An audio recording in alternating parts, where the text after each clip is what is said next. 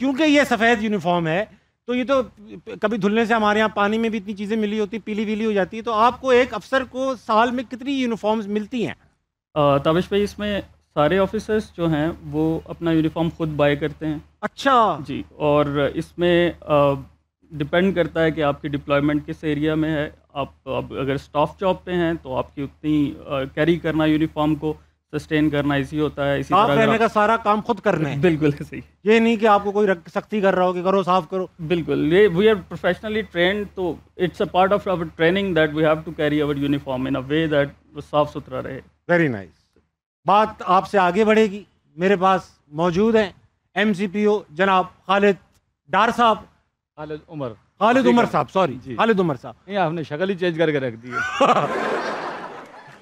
खालिद साहब ये बताइए कि माशाल्लाह ये जो आपने मूछें निकाल रखी हैं। हाँ, बिल्कुल निकाल रखी हैं। हाँ, मूछें निकाल रखी। अक्सर लोग होते हैं जो मूछें रखते हैं, आप ये ऐसी आइकॉनिक मूछें इन्होंने लग रहा है कि इन्होंने खालिद साहब को रखा हुआ है। हाँ, ये बात है। एहतियात से खालिद साहब बड़े किए हुए इन्होंने। तो ये मूछों के सर क्या स्टोरी है? आपने इतनी मूछें बाकमाल। अगर रियल स्टोरी सुनाऊं तो आपको असली सी कहानियाँ।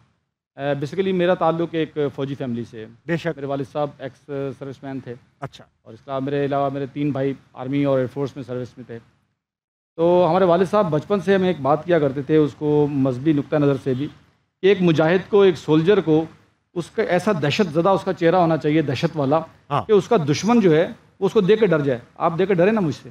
मैं आपको दुश्मन नहीं। नहीं डरे ना।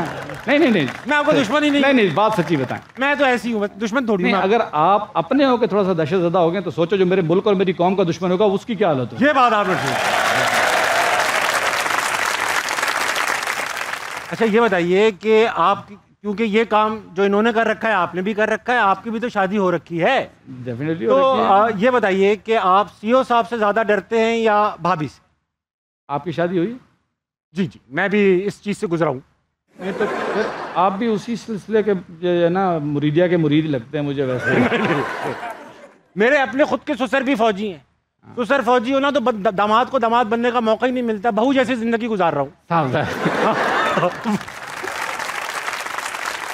डेफिनेटली जो ये भी एक लाइफ है इंसान की, उसमें जो मिसेज है उसकी मान लेने बेहतर होती है। सही बात है, सही बात है। तो बायस से मजबूरी बाद में भी तो आपने मान ही जाना है। ये बात। अच्छा खालिद साहब, मैंने सुन रखा है कि क्योंकि हमारे शो की एक रिवायत है शफीक साहब कि हम हर गेस्ट से एक शेर सुनते हैं। जी। क्योंकि आप 5 लोग बैठे थे तो 5 शेर ज़्यादा हो जाते। मैंने सुना कि आपको शेर शायरी का काफ़ी शगफ है। ऐसा तो नहीं है, लेकिन मैं अपनी जॉब के हिसाब से ज़रूर कुछ कहना चाहूँगा। बताओ। शेर दिल शाही की झपट, वाह, चीते की चाल रखते हैं। वाह। शेर दिल शाही की झपट, चीते की चाल रखते हैं, जोश अपने फ़न में यूं कमाल रखते हैं। क्या बात है। हर पल दुश्मन पर झपटने के लिए कश्तियाँ समंदर में डाल रखते हैं। सर बकफ रहते हैं शहादत के जनों में, ऐ देश तेरा यूं ख्याल रखते हैं। है कौन जो आए मुकाबिल हमारे, हम तो मैदान में ये सवाल रखते हैं। क्या बात है, क्या बात है। वाह। भाई साहब मैं वापस आऊँगा आपकी तरफ। फिलहाल मेरे पास और भी गेस्ट हैं। मेरे साथ मौजूद हैं ऑर्डिनेंस से पाकिस्तान के सारे एम्यूनेशंस का रखते हैं Raj, young captain Imtiaz. Imtiaz, welcome to हंसना मनाए। कैसे हैं भाई आप? अल्लाह का शुक्र, थैंक यू सो मच। आप तो माशाल्लाह बड़े प्यारे से हैं। खालिद भाई ने तो मुझे रख रखी हैं डराने के लिए। आप हुस्न से डराते हैं, कैसे डराते हैं आप? नहीं, अल्हम्दुलिल्लाह, जो जिस तरह आपने मेरे इंट्रोडक्शन दे दी कि एम्यूनिशन के जो केयर टेकर्स हैं हम, और फिर प्रोविज़न भी करते हैं उसका। तो जिस तरह हमने मुंह तोड़ हमला दिया है हमारे दुश्मन का, इसमें ऑर्डिनेंस का जो है ना बहुत बड़ा रोल था। बेशक बेशक। तो खूबसूरती तो मेरी है, लेकिन ये कि पीछे मैंने एम्यूनिशन रखा हुआ साथ ध्यान से जो है ना। मैं एहतियात से चल। बॉर्डर पर रखते हैं निगाहें तेज। मेरे साथ मौजूद हैं आदिल परवेज।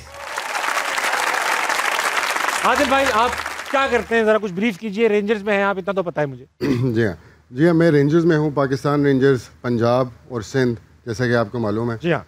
तो पाकिस्तान रेंजर्स बॉर्डर्स की मुहाफ़िज़ फ़ोर्स है कि जो हमेशा बॉर्डर्स पे तैनात रहती है। फर्स्ट लाइन ऑफ डिफेंस है हमारी। बिल्कुल, हमारी फर्स्ट लाइन ऑफ डिफेंस है। बल्कि आपको बताता चलूँ कि 1965 के जो पहले शहीद थे वो भी पाकिस्तान रेंजर्स के थे, और सिपाही अदालत उनका नाम था। तो हमारा जो दायरा कार है वो सियालकोट से लेके कराची तक का जितना बॉर्डर है उसके ऊपर हम मौजूद हैं, और ना सिर्फ वहाँ बल्कि हम आईएस ड्यूटीज़ भी कर रहे हैं, इंटरनल सिक्योरिटी की जो ड्यूटीज़ हैं, जितने भी आपके एयरपोर्ट्स और सुप्रीम कोर्ट और इस तरह के जो हाई वैल्यू इंस्टॉलेशंस हैं स्टेट की, उनको प्रोटेक्ट करते हैं। और कभी भी कोई जैसे कोई सैलाब या किसी भी किस्म की कोई आफत अगर आ जाए तो उस सूरत में इंटरनल सिक्योरिटी की जिम्मेदारियां हम अदा करते हैं। सही बात। तो मैं पाकिस्तान रेंजर्स के अंदर असिस्टेंट जज एडवोकेट जनरल के फ़राइज़ अंजाम दे रहा हूँ। अच्छा, माशाल्लाह। और वहाँ के जितने भी कानूनी पहलू होते हैं उसको देखना मेरी जिम्मेदारी है। आपकी जिम्मेदारी। सर वेलकम टू अस्ना मनाए। Thank you. आपसे बात करेंगे, गैर कानूनी बातें करूंगा सारी। अच्छा, ये सब आप सबसे इंट्रोडक्शन हो गया क्योंकि ईद का शो है, एक फेस्टिवल है। कभी तो ऐसा भी होता होगा कि घर पे ईद गुजरी जाती होगी, once in a blue moon. Shafiq साहब, आप क्योंकि शफीक से आदमी हैं, तो ये बताइए कि आप ईद कैसे गुजारते हैं जब घर में गुजारते हैं? घर में ईद जो है यूजुअली गांव में गुजारी जाती है। हाँ, आबाई गांव जाया जाता है, बहन भाइयों से वहाँ पे मुलाकात हो जाती है, हाँ। दोस्त यारों से मुलाकात हो जाती है। ठीक। काम वाम करते हैं या आप वहाँ पर भी अफसर बने बैठे रहते हैं? ये गाय काटना, जानवर काटना, को हिस्से बनाना, ये जिस तरह हम लोग करते हैं घर में सिविलियन टाइप लोग, कुछ हिस्सा डालते हैं इसमें, डेफिनेटली। बिल्कुल हल्की सी अफसर छुरी नहीं बना फेंक दी जाता क्या? वहाँ पे अफसर बना नहीं जाता, क्योंकि वहाँ के जो लोग हैं हाँ। वो हमें बचपन से जानते होते हैं। हाँ। तो उनकी नज़र में जो है वो मुमकिन नहीं होता कि हम हर वक्त अफसर बने रहें।